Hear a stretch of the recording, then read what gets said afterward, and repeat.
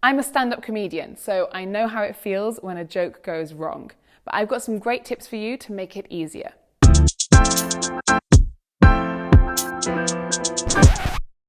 All jokes have the same basic structure. They have the setup, where the audience gets all the information they need to understand the joke, and the punchline. This is the funny bit. It should be surprising and entertaining for your audience. There are two main types of jokes. They can be one-liners. These are jokes that have no participation from the audience, or they could be question and answer jokes. Here's an example of a one-liner. I told my sister that she'd drawn her eyebrows on too high. She looked surprised. No? The next type of joke is a question and answer joke. For example, why did the stadium get hotter after the football match? I don't know. Why did the stadium get hotter after the football match? Because all the fans left. That's bad, but good. Telling a joke in your own language or a foreign language can be really difficult. I'm a stand-up comedian, so I know how it feels when a joke goes wrong. But I've got some great tips for you to make it easier.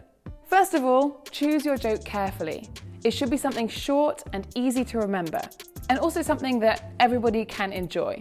If your joke is really political or controversial, some people just won't like it. The second piece of advice is to work on your physicality. How do you look when you're telling the joke? If you look really nervous and frightened, then nobody is going to laugh. Before you tell your joke, take a deep breath and relax, lower your shoulders and smile. If you look and sound confident, then your audience will be confident that you can make them laugh.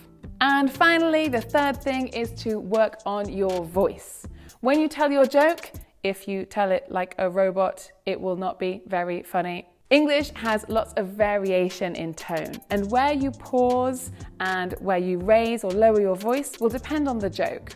But the one important thing to remember is there should always be a little pause before the punchline, before the funny bit of the joke. This way, the audience will be waiting for what you're going to say next, and they'll be excited to hear it and ready to laugh when it comes.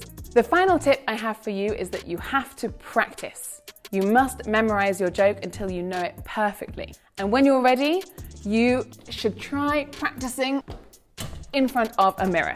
If you're feeling brave, you can even record yourself and listen back or watch the video to see how it looks. Once you've practiced your joke, try it out on some of your friends, and you should go out there feeling more confident to deliver a joke next time. Good luck!